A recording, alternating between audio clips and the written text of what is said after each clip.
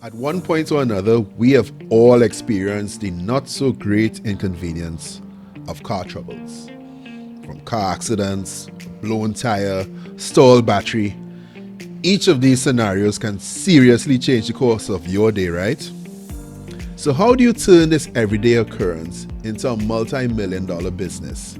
Hi, I'm Kevin Valley, and in this special Become Investible feature, we're going to take a closer look at how Total Convenience Management Ltd went from a startup leasing and rental company to becoming the group of companies it manages to date.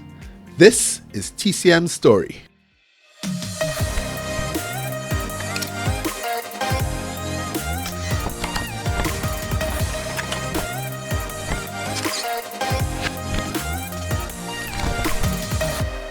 Total Convenience Management Ltd, or TCM, serves the Caribbean as one of the largest providers in roadside assistance, leasing and rentals, GPS, executive transport, and vehicle concierge services.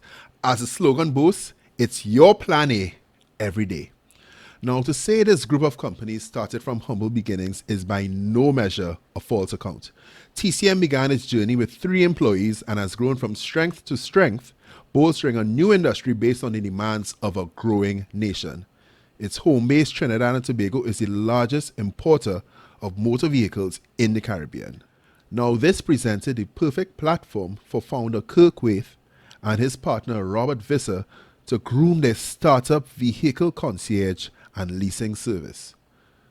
The journey began with a chance encounter between Kirk and Robert, where the two, with a like-minded approach to customer service, decided to join forces on the company's biggest project to date, BPTT. Now, at the time, BPTT required services for both its internal and external fleet, a project Waith knew he could not handle on his own, and so he put Robert Visser to the test. And this project formed the partnership behind TCM's success. Joining me today, we have the Managing Director of Total Convenience Management, Mr. Robert Visser. Robert, how are you doing, sir? Kevin, I'm doing great. How are you doing? I'm great. You're originally from North America.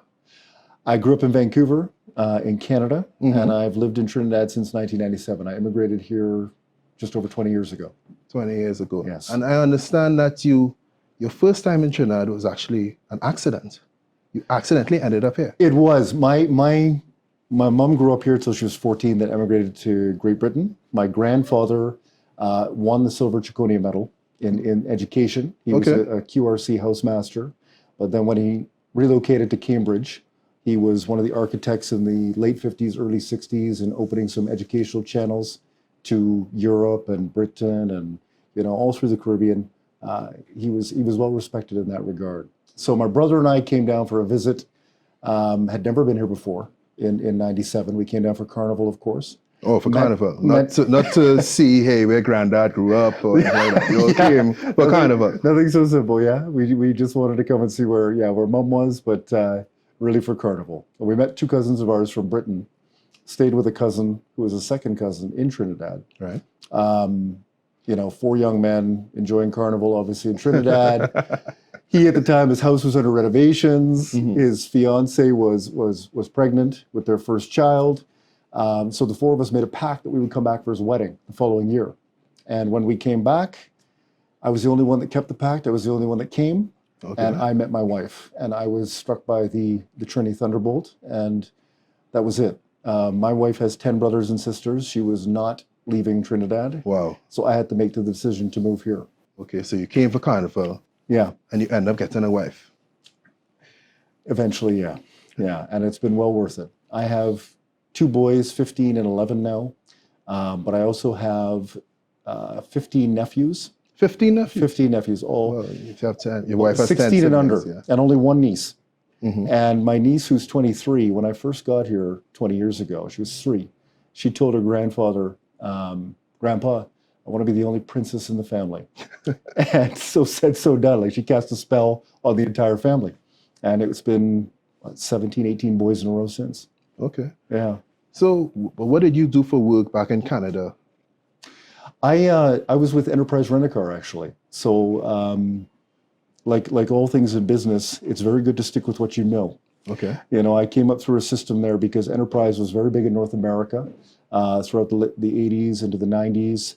I think some point in the mid 90s, they became larger than Hertz globally as a rental company. So it's another one of those airport rental companies, or they're? No, they're very much local market. They like to be in neighborhoods. They like to do what's called like loss of use business. Right. You know, you had an accident or your vehicles, you know, need to be repaired at the dealership. We'll pick you up. That was Enterprise. So you guys provided comfort to people at some of the most uncomfortable times. That's right. That's right. And when I joined in Vancouver, in Western Canada, Enterprise just had gone in there. And I think within a year, they went from 0 to 1,800 vehicles, for example, in 12 months. Okay. So it was obviously a successful model. Okay. Yeah. What was your role there? Enterprise is one of those places where you come up through the system and try to become a branch manager and then an area manager. So by the time I actually left the organization, I'd probably run 4 of the largest branches within the greater Vancouver area, including the airport operation, which was out of a local hotel. So a lot of experience. I was with them for 3-4 years. So it's funny, right? So you came to Trinidad and you were actually unemployed for 8 months. That's right. It was very difficult. My wife actually had a very small rental business of her own. Oh. She had 10 foreign used vehicles, B14s, you know, the classic B14. She brought 10 in, foreign used, sold 5 to pay for the 10. So she kept 5, and they were like monthly rentals she was doing for people. And every job interview I went to, they were like, well, do you have your own car? And I was like, well, yes, but the salary didn't earn as much as a vehicle could earn on rent monthly. So it was one of those scenarios where couldn't quite find a good fit. But ultimately, I got a few job offers, and it worked out. So how did we get to TCM now? I understand you had a chance encounter with the founder of TCM. That's right, Kirk Waith. Brilliant service concept. Roadside was, I think, the reputational foundation for TCM that was genius, because the way TCM does Roadside to this day is that we actually get to the client, not just send out a tow truck, but have an advanced unit that goes out, assesses the issue, gets the individual to their next desired location. So, you know, we have that shuttle, and basically that's the convenience part. Your car breaks down, but your day should go on unimpeded. Total convenience. And so Kirk had encountered me. We had a mutual friends in the auto industry. Toyota actually introduced us because BP was looking for a service offering that was going to be revolutionary, concierge-based, and Kirk had it from the roadside perspective. But BP also asked him to do some rentals for their expatriates and manage their wider fleet for their manager level, their finance fleet, their vehicles that they had on the compound. And he didn't know that side of the business. So he called up Toyota and said, hey, I got to put something together overnight here because BP's asking, and I think we've got something. Literally overnight? Pretty much.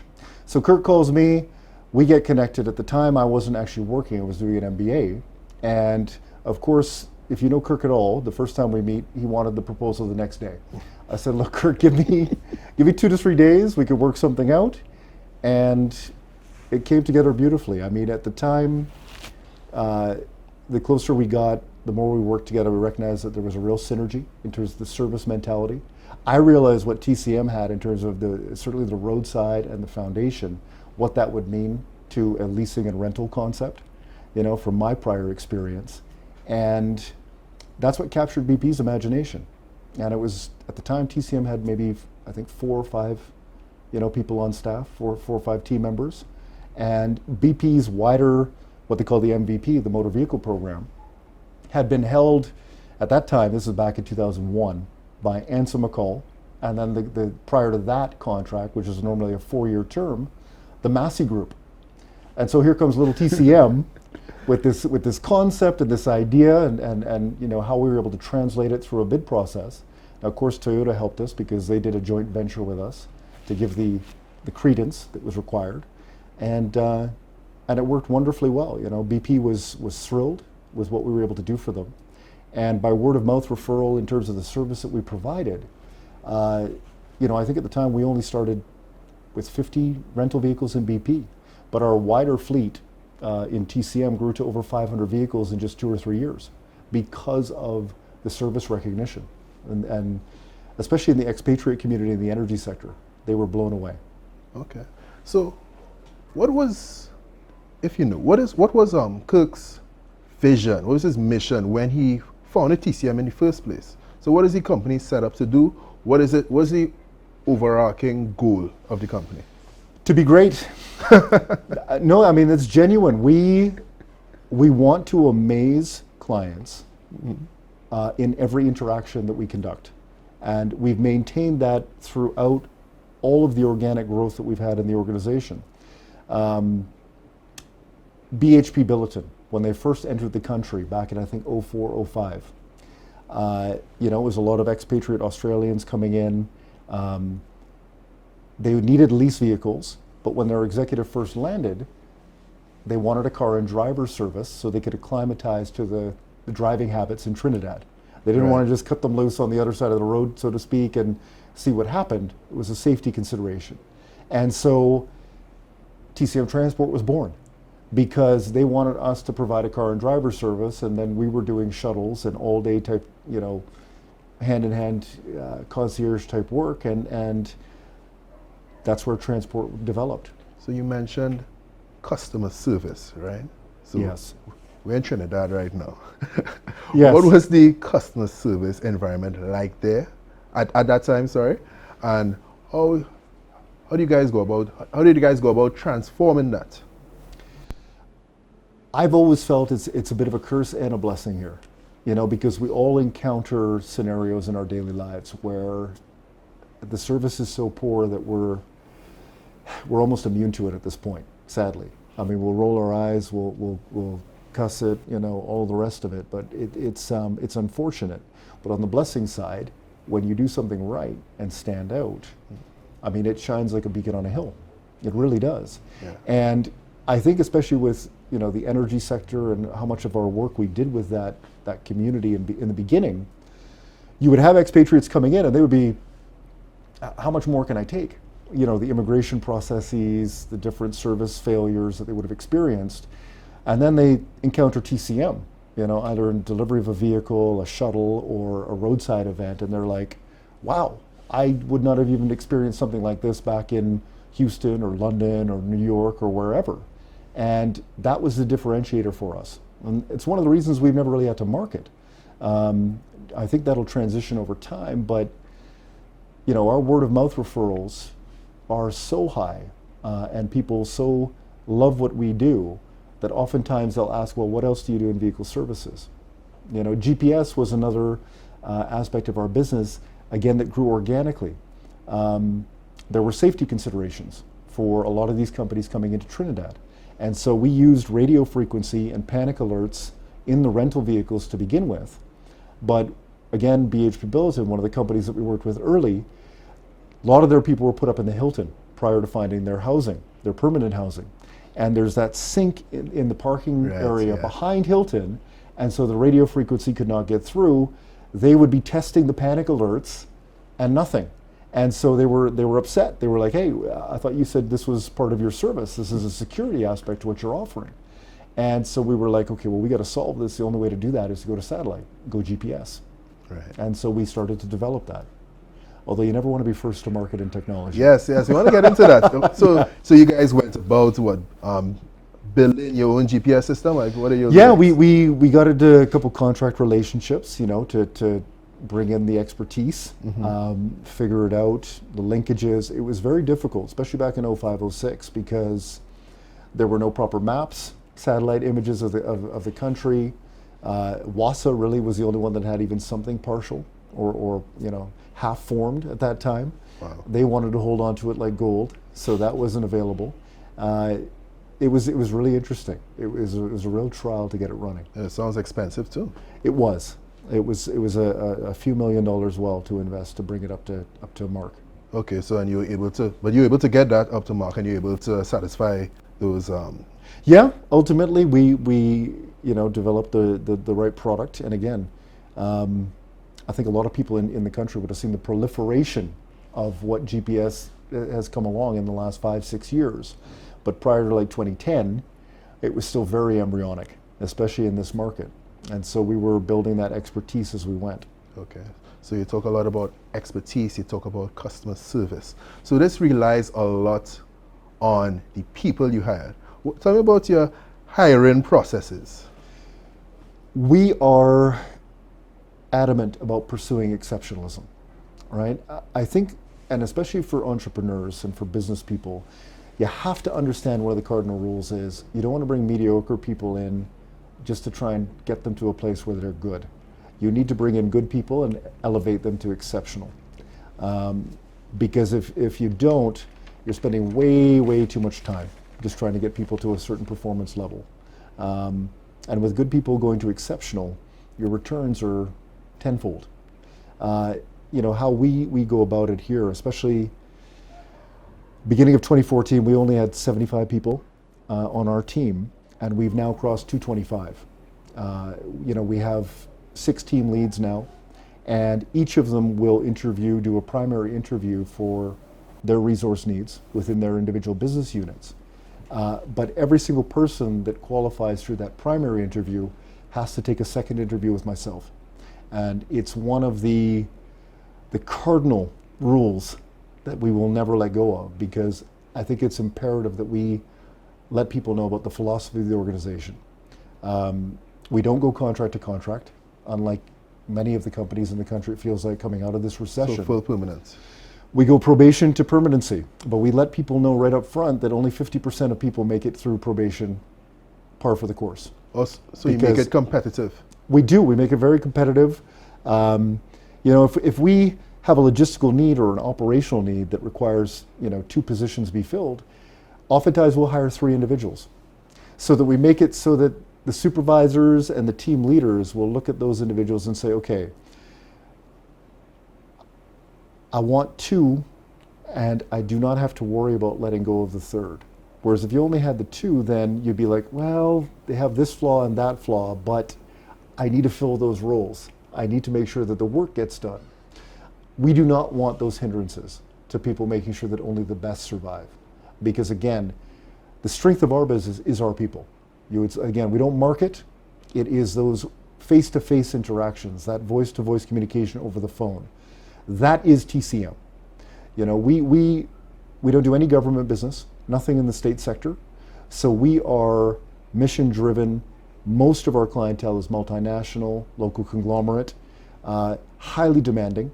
And if we cannot impact their bottom line through either saving them money or making them money, we understand that we have no value.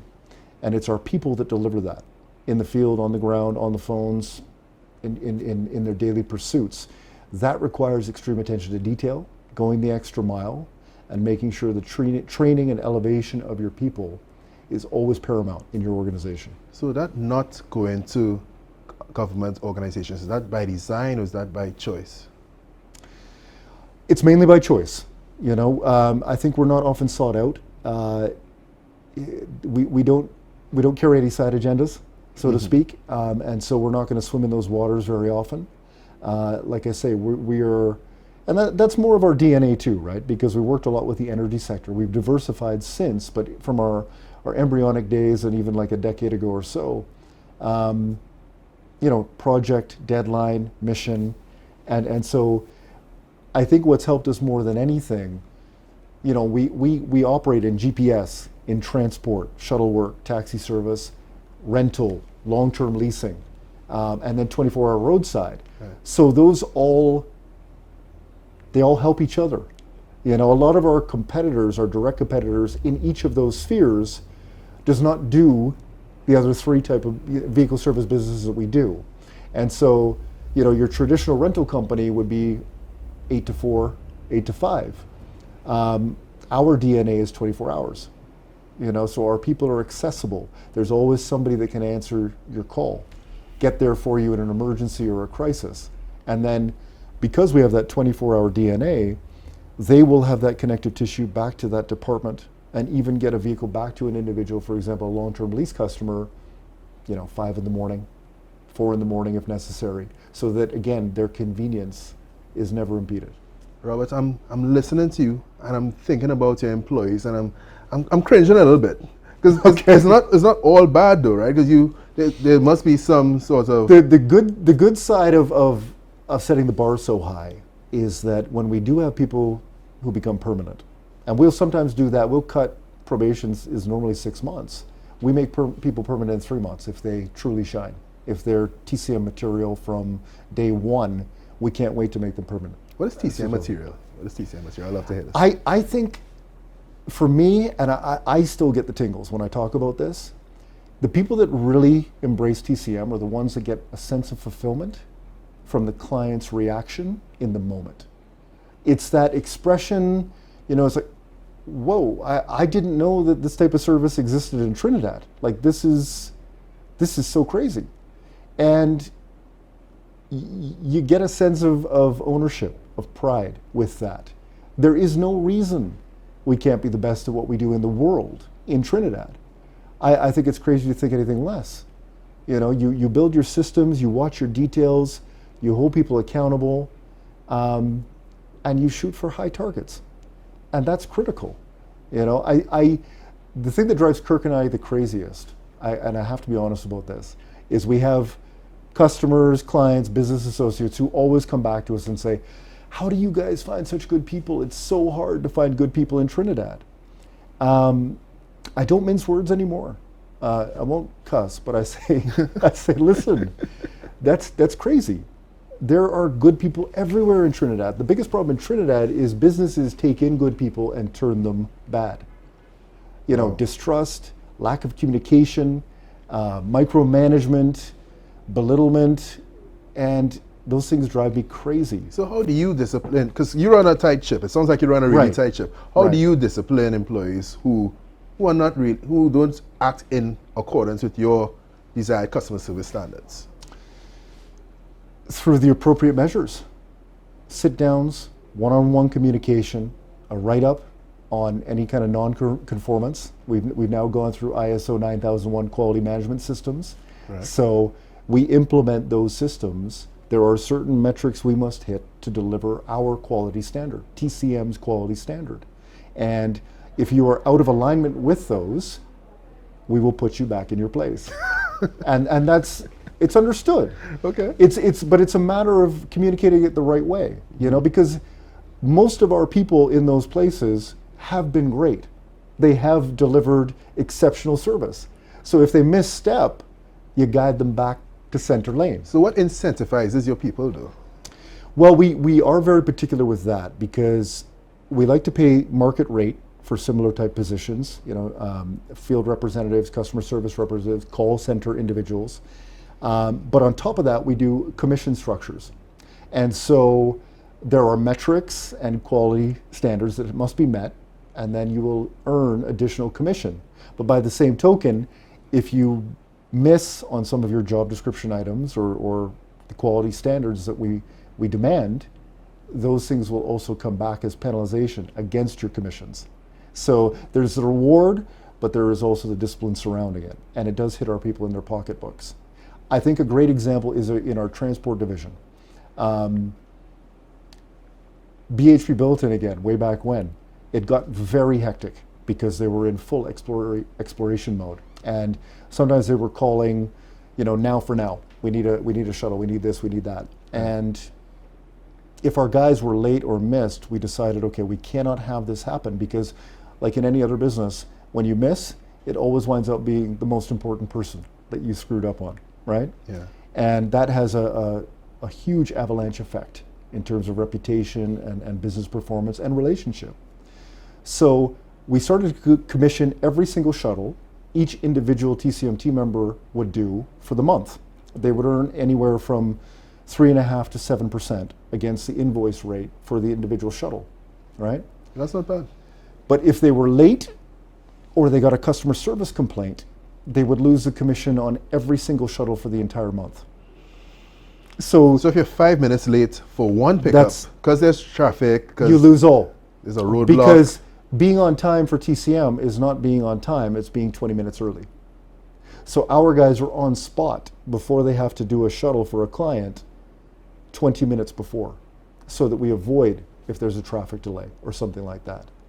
And because of that commission structure, our guys are not late.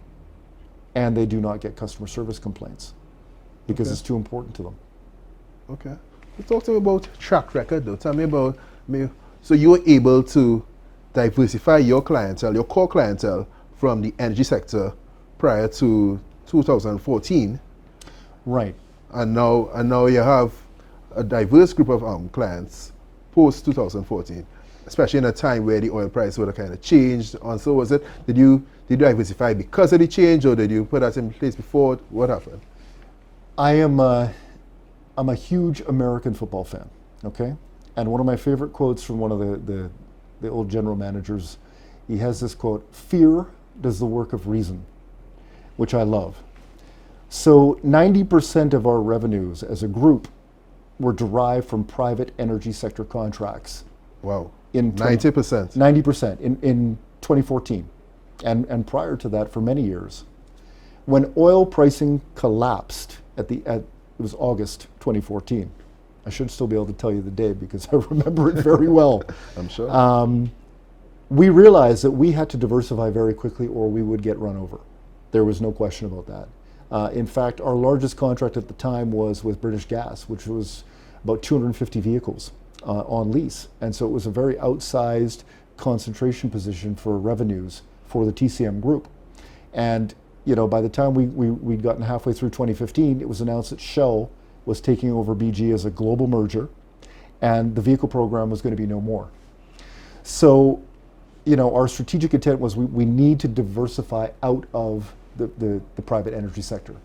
And in the leasing and rental segment of our business, we were very successful with that. We started to work for RBC. We do their leasing for all their executive But how did you products. go about building those relationships though? Like, did you just bid and tender? Like there must have been some sort of aggressive kind of push. Kirk has been invaluable in many of those introductions and developed relationships. There were a couple that we would have done work for over the prior 10 years, and then we maybe came back to them. Whitco was one of those. We do a lot of leasing for Whitco. Digicel was now growing up. We started to do some of their transport, so that morphed into the leasing and rental side of their needs. Caribbean Bottlers, who's obviously Coca-Cola. Nestle had been a customer of ours since 2000, but instead of just doing 50% of their work, we actually increased it to 100% between 2015 and 2018. So you guys are taking share all across the board? We were, and what was great about it is a lot of it because of the austerity, because the recession was so deep, the worst recession we've seen in 30 years in Trinidad. We would see many of these multinationals, these local conglomerates, bring in two subcontractors. So we often met competition in many of these new business ventures, new contracts that we were entering. They pitted us head to head, and usually within 12 to 18 months, TCM would be awarded the entirety of the business based on service and efficiency. Okay. We'd been excellent at roadside assistance for the entire life of the company, but we had always been a very niche provider.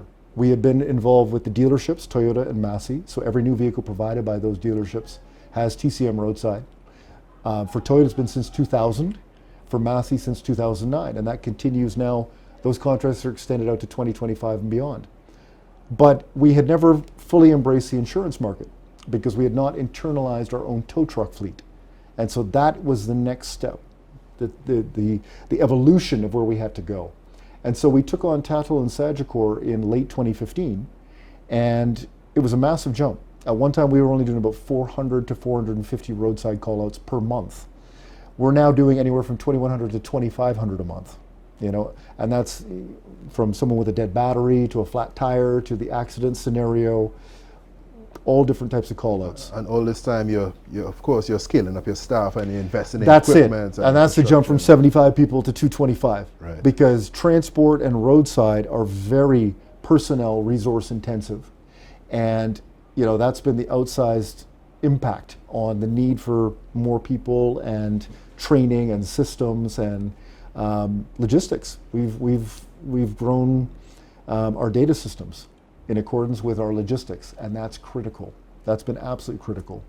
For years, I was like one of the old guard, dinosaurs in vehicle services, like many people are in this industry, where somebody's brother's second cousin would build a little Microsoft Access database for you, try and run your business off of that for 15 or 20,000 TT.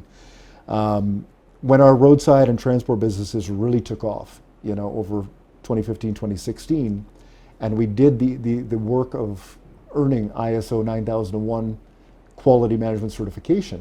And that's not easy to get. It took us 2.5 years of intensive vertical and horizontal integration. And, but that was where the light bulb went off. And we realized we need to upgrade our entire data infrastructure. And we contracted a local company, Davin, who's a Microsoft representative in the Caribbean region. And they've been exceptional. They put us in contact with Microsoft Canada. And to tell you how intensive this was, I led a team of about 7 individuals at an admin level and a customer service representative level for a roadside build. And we would spend 2 hours on a Tuesday and a Thursday, so 4 hours a week, speaking to programmers in Toronto, building our system from the ground up in Microsoft Dynamic to capture what we knew we were going to need to capture, to measure, to manage, to run our logistics, to get every detail. Now our guys, we get a call and our service rep opens a ticket, the clock starts, and it's captured in our system. And as the dispatch office sends out one of our field reps, obviously they look at the GPS and where the individual is and dispatch the closest representative in the field to go to that emergency. And when our field representative arrives at the client, they have an app on their phone, they punch in on spot, and that now stops the clock on the system through a cloud connector tissue so that we can measure, was our person there in 30 minutes, in 29 minutes, in 34 minutes? Right. And we take all those back, and when you get the tapestry of 2,100 roadside events per month, you could start to see where you're having gaps, where you may need to put more resources, how you flow with, okay, we have 2 tow trucks in south, that week, maybe we should up it to 3, and we could pull one out of the east or out of central because of the patterns that begin to emerge. So those things are critical. Okay, so I understand the growth through demand and the scaling up your systems and everything to be able to satisfy this increased demand and stuff. But in terms of growing your business, because there's only so much you'll be able to generate internally, right? Tell us about your experiences trying to access financing for your business. I know there's a story with a bird singing, and this I really want to hear. Oh, Trinidad is nothing short of entertaining when it comes to finance and the pursuit of finance, especially for new businesses. When Kirk and I first became partners and we undertook that bid to provide BP with those vehicle services, the concierge type services, and the smaller subset of rentals, we engaged a partner at the time in a finance institution. I won't call any names. But because there was a direct finance lease bid position as well in BP's core tender situation, that entity pulled back from us at the last minute, literally the 9th hour. I think it was 2 weeks to go to the bid. And this is where Kirk was amazing, because he would not let us go down. So we engaged another financial institution, and boy, we probably sat in the ante-room for the general manager of this bank. The ante-room? Well, his little waiting room outside of his office. Right. There was 1 week where we spent 5 hours a day, 3 full days, waiting, because we weren't going to be denied. And he had this painting on the wall, which was this little red bird in the middle of a jungle scene. And we felt that bird was singing to us by the end of the week. Well, 5 hours a day, I can imagine. It was, but it was one of those things where we had a passion. Toyota was obviously involved, so we had the backing, even though it didn't look like we were large enough to tackle something like this potentially on paper. But we had the service model and the paradigm that BP was really after. And they had this vision for helping sustainable business. And that's one thing I've always loved about the energy sector here. Most of the partners are like that. Atlantic is exceptional with that. BP remains very strong with that. Even Shell now, with some of the work we do with them. They're always looking to really focus on helping sustainable businesses. And that's a very good thing about Trinidad, because I think it's unique to the Caribbean market. But accessing financing, you need to know your business, you need to know your numbers, and you better be able to tell your story. No, but I want to hear so the bird was singing to you guys.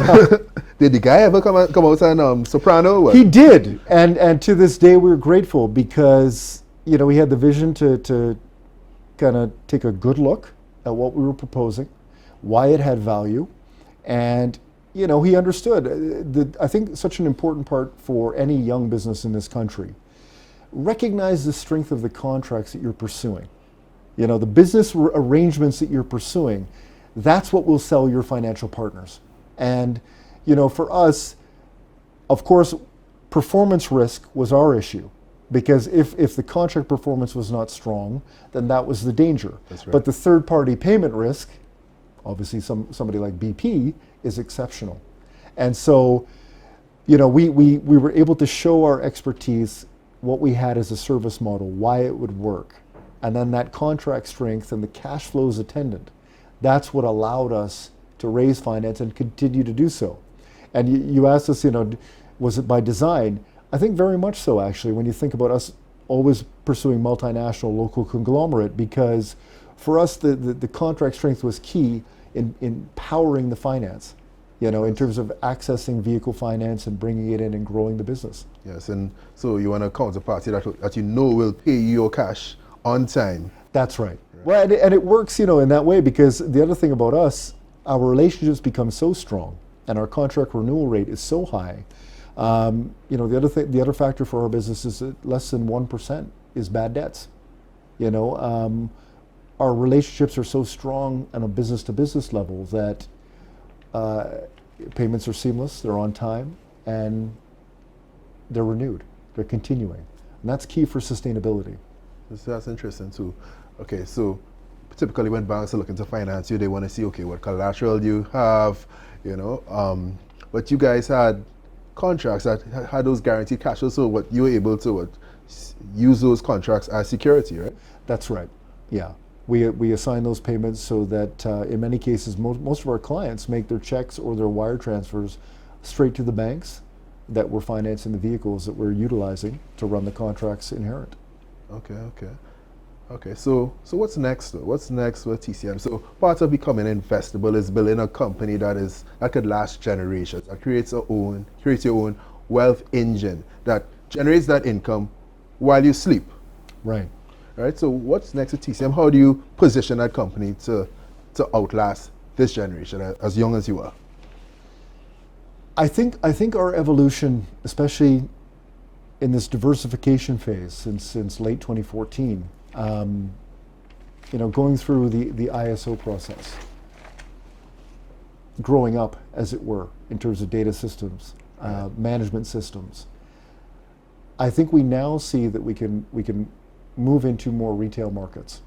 One of the things that we want to do with our roadside assistance is sell batteries, but do it in a mobile way. 30% of our call-outs in roadside assistance are for dead batteries, and 25-30% of those individuals need a new battery. Well, how much of a win-win is it if our guys right there could drop a new battery into your car, have a point of sale exchange, and we can warranty the position for them just like that?